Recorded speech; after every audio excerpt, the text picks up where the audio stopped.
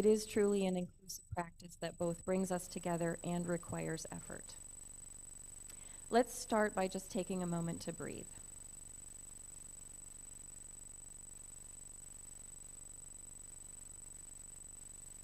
We can appreciate that we are here. We are here in this moment, in this wonderful world, with these beautiful people. I've also been pondering lately the concept of storytelling and where that fits in our current culture. While I can accuse myself of impatience around my relatives when they told stories in my youth, I am coming to understand that sharing our stories is vital for us to stay connected. These words are attributed to political activist Barbara Deming. The longer we listen to one another with real attention, the more commonality we will find in all our lives. That is, if we are careful to exchange with one another life stories and not simply opinions. So since I have the floor, I will tell you a little story about my family, and we'll go from there. Beverly and Roger Siefkas, my parents, were both from small farming towns in eastern South Dakota. They met in the mid-1960s in Aberdeen, where Bev was working at a vocational school and Roger had just started his banking career. They dated a long time, until finally Bev mentioned to Raj that she would go and visit her mother soon, and asked if it would be okay if she told her they were getting married. And Roger replied with a romantic, "I guess so." So they were married in 1967. My sister Tracy was born in 68, and I came along in 72. And we moved to the Washington, D.C. area in 1982 so that Roger could work for the federal government. They were good parents, very responsible and hardworking. They had a nice partnership between them, very little conflict, though most, if not all, the domestic duties fell to Bev, who was also working full-time. They retired in 1999 and moved out west. They enjoyed retirement, spending time with friends and getting deeply involved in volunteering. They were the best Boise State fans on the planet. They went to all the football and basketball games, and Bev was the loudest fan in the stadium. They played golf every day and enjoyed time with their many church friends. Mom had smoked from the age of 16, which was pretty common for the times. While Dad was able to quit when I was young, Mom just didn't want to, so she just cut back but never fully quit. Late into her 70s, she developed COPD, a chronic respiratory condition requiring inhalers, and she would get a nasty case of pneumonia every winter that required hospitalization. She died on March 9th, 2022, from complications of COPD, COVID, and organs that were just too tired to keep up. She was 81. Bev had been the outgoing, vivacious one, the life of the party. She was a big energy and left a large open space when she passed. Roger was the quiet one, kind, respectful, stoic, and strong. He took care of everything when Mom passed. The medical paperwork, the legal issues, the celebration of life planning. I never saw him cry about her passing, but I could sense the shock of it. He did not expect to outlive her. He had in fact been planning for his own passing for like a decade. He'd been updating a document titled "What to Do in the Event of My Passing" for years. It listed every bank account, the name of the funeral home, and what hymns to sing at his funeral. So here he was dealing with the emptiness in the house. He did a couple of very sweet things that surprised me. At one point, he qualified for handicapped license plates, so he got new plates for both cars. He made both of them personalized plates that said, "Bev and I," and "Love Bev." He would never have done something so effusive when she was here. He did well living independently in his own house until early this year. I had started a habit of staying with him in Boise about 1 week per month and doing my work remotely. I had just left his house that Sunday at the end of January. A day or so later, he went out to get the mail. Without a walker or a cane, he turned to come back and he fell. He somehow made it back to the house, and of course he didn't tell anybody what happened for a couple of days, and by then he could no longer get out of bed. So neighbors and home health nurses came to help, and he was admitted to the hospital. He hadn't broken anything in the fall, but he had a lot of pain and swelling in his left knee. They discovered an infection in his blood that had spread throughout his body. It was treated with antibiotics, and it cleared up, except that the fluid in his knee was still infected. They surgically washed his knee 3 times, but it would not clear up. Meanwhile, every movement in his body, even when they just had to shift him in the bed, was excruciating. The orthopedic surgeon advised that the next step was major reconstructive knee surgery, removing the kneecap, inserting a rod, and packing it with antibiotics. It might work, and would require several months of rehab and relearning to walk. The generalist MD said that hospice was also an option. It would mean they would no longer prevent the infection from spreading, they would manage his pain, and he would pass from sepsis in a short number of weeks. The choice was very clear to Dad. In the 2.5 weeks of hospitalization, he had already told me that he was ready to go. He had had a good life, there was nothing more he needed to accomplish, and he wasn't interested in months of pain and suffering. I asked the hospital staff to manage his pain, but take him off any meds that would interfere with a clear mind. And after about 24 hours, we made the decision to go on hospice. It helped for me to really see his suffering. He was in pain every single minute. One of the doctors spoke to me in the waiting room. She looked like she was about my age. She said, "I wouldn't put my 85-year-old dad through a surgery like that." She was speaking to me as a doctor, but also as a daughter who knew that it was hard for me to let my dad go. We moved him to an assisted living facility in a house that specialized in hospice patients. He was there 2 weeks. He was very clear with me throughout that I was to be kind to all the caregivers, no matter what. He passed away on a Sunday morning, March 3rd, almost exactly 2 years after Bev. I sat with him every day for a month, 2 weeks in the hospital and 2 weeks in hospice. It was a gift to me that I had this time to process what was happening, get information that might be needed when he was gone, and of course express my gratitude and love. He was ready to go. I was proud of him for being brave enough to face it. Since I was his advocate through his death, I learned what he had dealt with when Mom passed. My dad was a meticulous planner and had all of his wills, trusts, bank accounts, and prepaid cremation in order. Neither of us knew, however, that while Medicare would have paid for him to have these reconstructive knee surgeries and be rehabilitated, they wouldn't cover the facility related to the hospice care. They will cover the cost of the hospice nurses and doctors that visit you wherever you are. But if you are in a care facility, they will not cover the cost of the facility and its 24-hour caregivers. So speak to me later if you want to know more about this, because this was the most impactful part of the planning that we completely misunderstood. So this is the story of my dad leaving the world. It's a beautiful and painful story. It was to be expected, and yet so jarring when it happened. In our normal frame of reference, this would appear to be a sad story. And in one sense, any death is sad. And it is also a story of great joy, of a respectful, loving man who lived a full, long life and had a peaceful death surrounded by friends and family. I recently read an article in the Huffington Post by guest writer Alana Sheeran. She told the story of losing her stillborn son Benjamin many years ago to a placental abruption. It was sudden and absolutely devastating. She and her husband had a 3-year-old daughter at the time named Ada.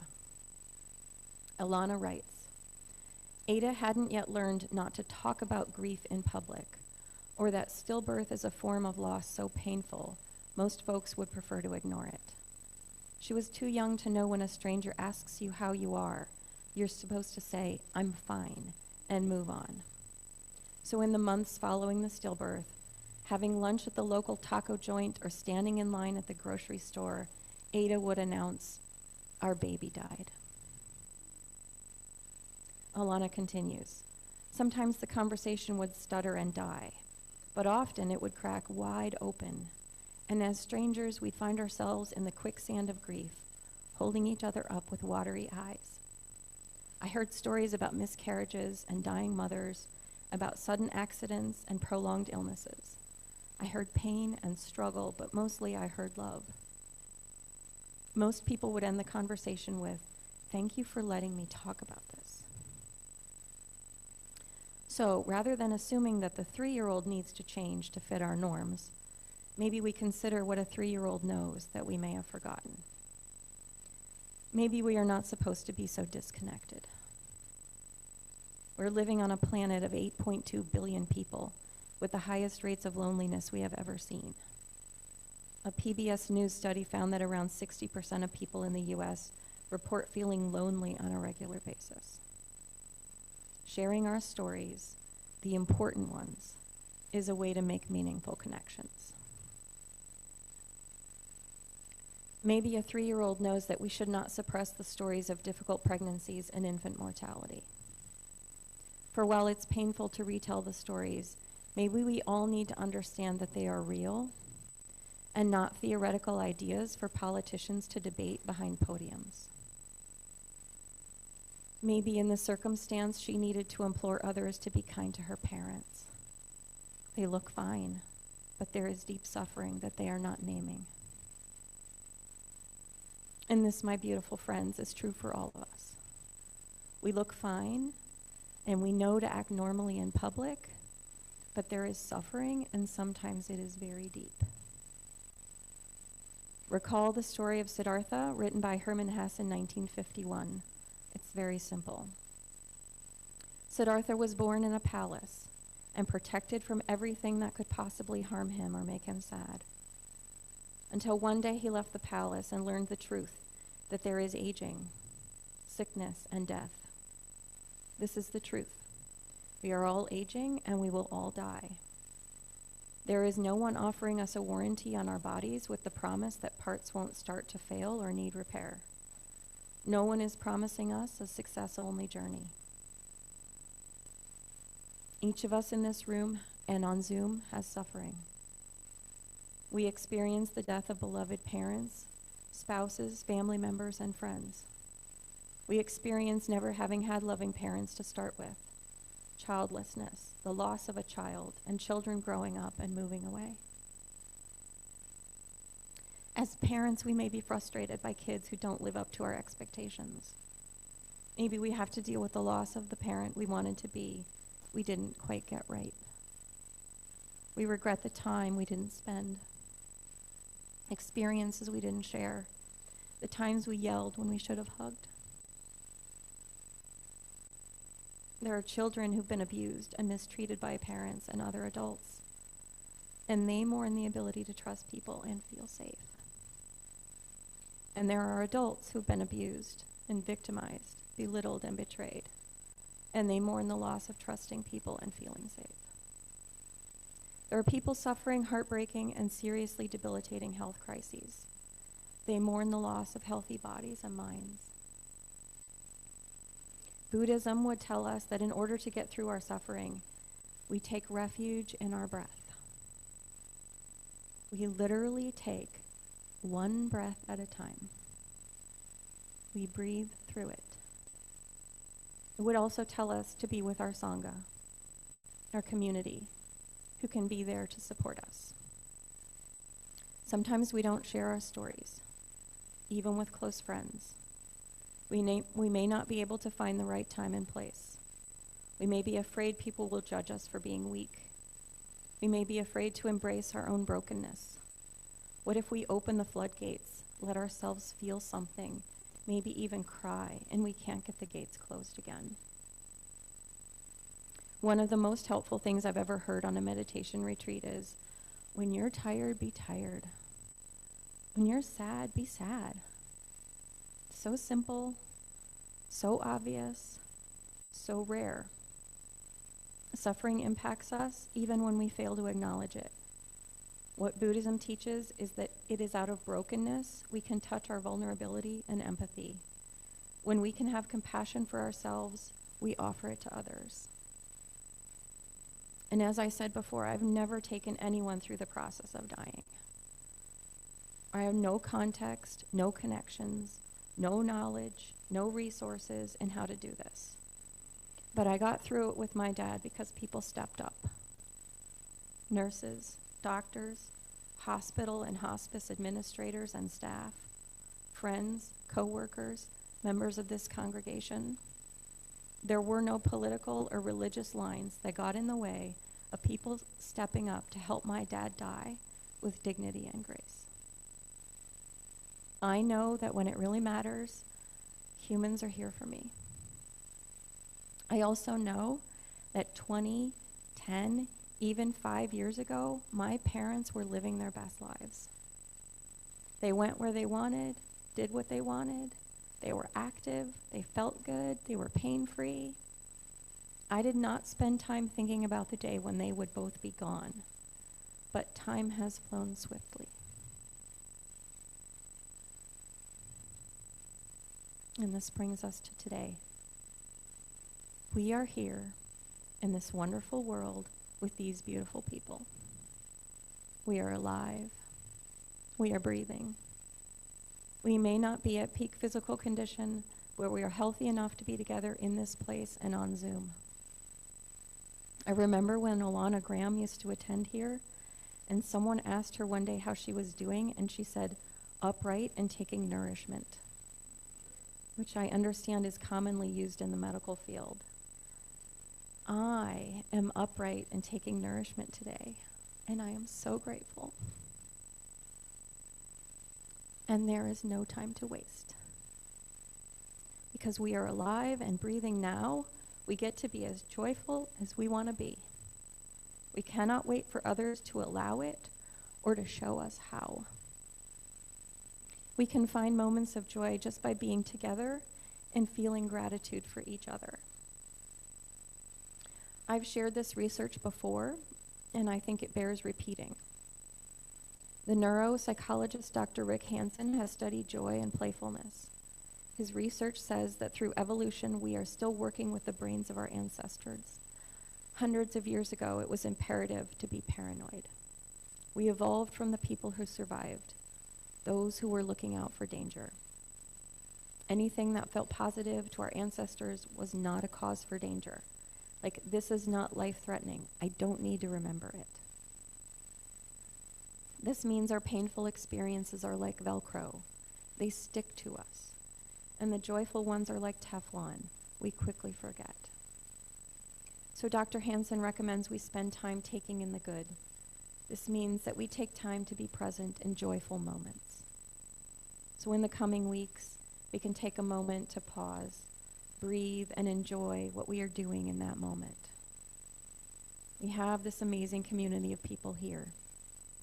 Take a moment to look around at one another.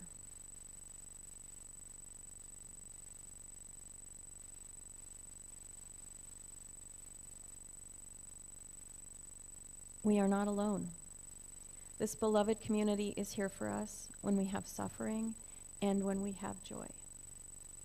We reach out to one another when there is suffering. This happened for me when my parents passed. I have this whole community as my family, so I could let my parents go, knowing that I would not be alone in the world. We get together for joyful events, celebrations, family game nights, card playing, and circle suppers. We're here for the joyful milestones, the first days of school, and the birthdays. We show up here every week to worship, share our stories, sing, laugh, and cry. There's a worship team, and a sound team, and a facilities team, and a stewardship team, and a board of trustees, and a team that makes sure that coffee is made. And there are so many more. We put a lot of blood, sweat, and tears into this building and this group of people so that we can share our suffering and our joy together. We know that the world needs this community of inclusivity, open-mindedness, and open-heartedness. We know that love is the answer, and that we need to live it every day in the world. So, in the spirit of the secret of saying thanks, I would like to express my gratitude to each of you for cultivating this community. Thank you for your joyful service. And I know that sometimes it's not joyful. Sometimes it's really hard. Sometimes we stumble. We apologize, and we start again. Thank you for doing this work and for sharing your joys and suffering with me. Thank you for being here and keeping this community together, thriving and growing. And now, a Buddhist blessing as we leave here and return to the regular programming. May we be joyful. May we be safe and protected from all harm and danger. May we be at ease in our bodies and in our minds. May we hold ourselves, our families, our communities, and our world in love. May this be so. Amen.